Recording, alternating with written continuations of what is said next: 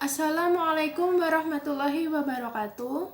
Perkenalkan, nama saya Eliza Otis, NIM A410200090 dari kelas B, Program Studi Pendidikan Matematika Universitas Muhammadiyah Surakarta. Dalam video ini, saya akan mempresentasikan makalah saya tentang pemikiran filsafat Aristoteles. Dan saya akan memaparkan 3 poin dalam makalah saya. Yang pertama, biografi Aristoteles. Yang kedua, pemikiran Aristoteles. Dan yang ketiga, penerapan pemikiran Aristoteles di dunia pendidikan. Untuk poin yang pertama, biografi Aristoteles. Aristoteles dilahirkan di kota Stagira, kota di wilayah Chalcidice, Tracia, Macedonia Tengah pada tahun 384 Masehi. Ayahnya bernama Nicomachus, yang merupakan seorang tabib pribadi Raja Amitas III dari Macedonia. Ayahnya meninggal ketika Aristoteles berusia 15 tahun. Kemudian Aristoteles diasuh oleh pamannya yang bernama Prohenus. Dan pada usia 17 tahun, Aristoteles pergi ke Athena untuk mengemban pendidikan di Akademi Plato. Di akademi tersebut, Aristoteles diangkat menjadi guru selama 20 tahun. Di bawah bimbingan Plato, Aristoteles menanamkan minat dalam hal spekulasi filosofis.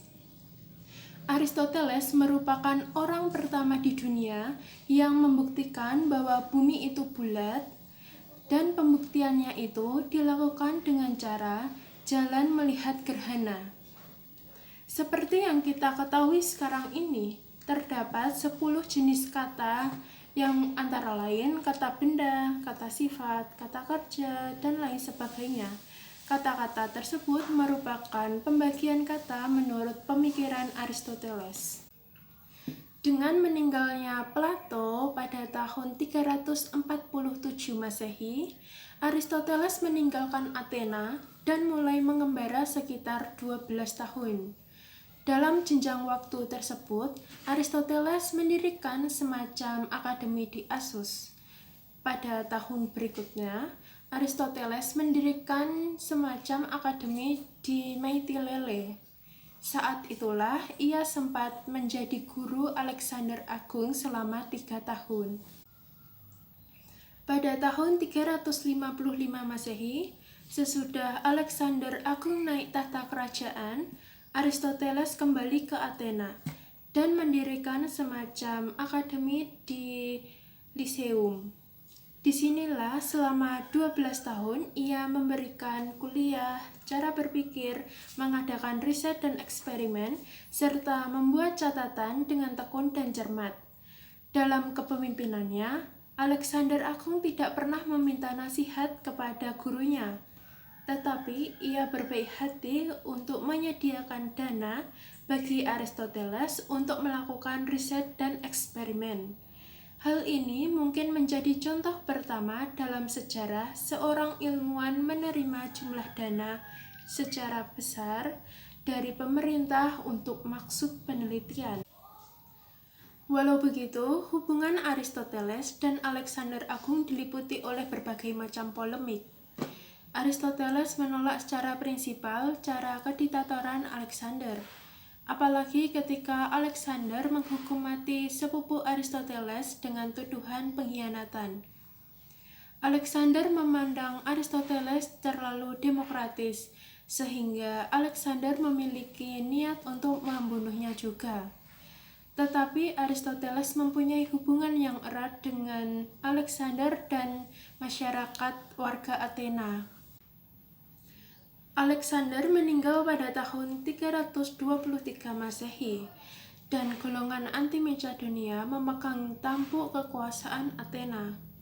Aristoteles didakwa kurang ajar terhadap dewa karena penelitian-penelitian yang ia lakukan. Karena takut dibunuh oleh orang Yunani yang membenci pengikut Alexander, akhirnya Aristoteles melarikan diri ke Chalcis. Dan pada tahun 322 Masehi, Aristoteles meninggal pada usia ke-62 tahun. Karya-karya Aristoteles dibukukan dan penyuntingan oleh murid-murid yang menjadi guru sepeninggalannya. Karya-karya tersebut dikomplikasikan dalam 6 buku. Yang pertama, Kategoris. Yang kedua, On Interpretation. Yang ketiga, Prior Analytic. Yang keempat, Posterior Analytic. Yang kelima, Posterior Analytic. Yang keenam, Topics dan Sophistical Refutation.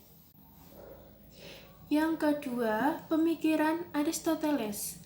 Tercatat kurang lebih 170 buku karya Aristoteles, yang dimana setiap buku pasti mempunyai buah pemikiran dari Aristoteles tentang disiplin ilmu. Pemikiran Aristoteles dibagi menjadi 5. Yang pertama, ilmu alam. Yang kedua, filsafat. Yang ketiga, ilmu politik. Yang keempat, bahasa. Dan yang kelima, seni. Yang pertama, ilmu alam.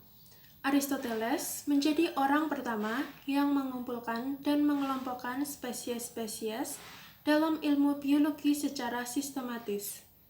Aristoteles adalah orang pertama yang membuktikan bahwa bumi itu bulat. Pembuktiannya itu dilakukan dengan cara jalan melihat gerhana. Aristoteles menulis tentang astronomi, zoologi, geologi, fisika, astronomi, dan teori-teori lainnya yang terkenal pada zaman Yunani Purba. Aristoteles menyampaikan teorinya yang bertentangan dengan Plato. Ia menyampaikan bahwa semua benda bergerak menuju satu tujuan, yaitu Tuhan. Teori yang disampaikan ini mengandung teologi dan ketuhanan. Untuk poin yang kedua, filsafat. Sebagai bapak ilmu pengetahuan dan filosof yang terkenal pada masa itu, Aristoteles banyak menggunakan teori-teori mengenai filsafat. Menurut Aristoteles, filsafat adalah ilmu yang meliputi kebenaran yang terkandung di dalamnya, ilmu-ilmu metafisika, logika, etika, ekonomi, politik, estetika. Teori mengenai filsafat. Yang pertama, Aristoteles mengklasifikasi filsafat menjadi beberapa bagian. 1. Logika. 2. Filosofia theoretica. 3. Filosofia praktika. 4. Filosofia poetika. Aristoteles menegaskan bahwa terdapat 2 metode untuk mendapatkan kesimpulan. Yang pertama, rasional deduktif. Yang kedua, empiris induktif. Selain silogisme, Aristoteles juga mengemukakan mengenai teori hilemorfosisme. Teori ini menyatakan bahwa manusia adalah makhluk sosial. Dan Aristoteles mencetuskan kalimat-kalimat yang menakjubkan. Untuk yang ketiga, ilmu politik. Aristoteles menyampaikan teorinya bahwa sistem pemerintahan yang ideal merupakan gabungan dari sistem pemerintahan monarki dan demokratis. Yang keempat, bahasa. Aristoteles menemukan 10 jenis kata yang seperti kita kenal seperti ini, yaitu yang pertama kata kerja, yang kedua kata sifat, yang ketiga kata benda, dan lain sebagainya. Jenis kata tersebut merupakan buah pemikiran dari Aristoteles. Untuk poin yang kelima, seni.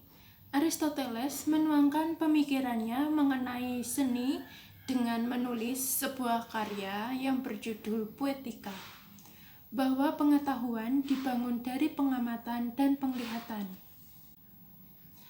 Untuk poin yang ketiga, penerapan pemikiran Aristoteles di dalam dunia pendidikan.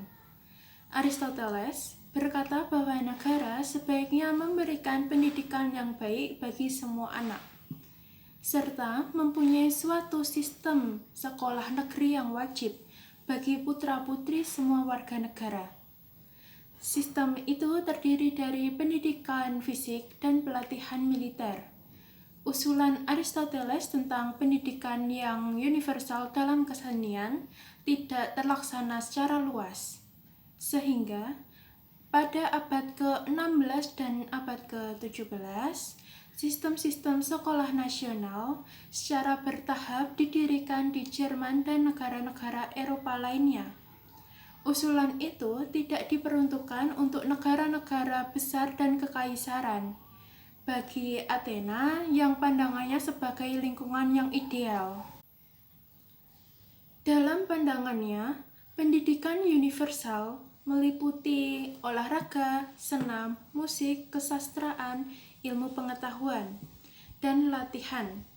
Di dalam pendidikan juga telah memasukkan mata pelajaran, olahraga, ilmu pengetahuan, dan kesastraan dalam kurikulum. Sedangkan musik dan latihan moral diterapkan pada kegiatan ekstrakurikuler.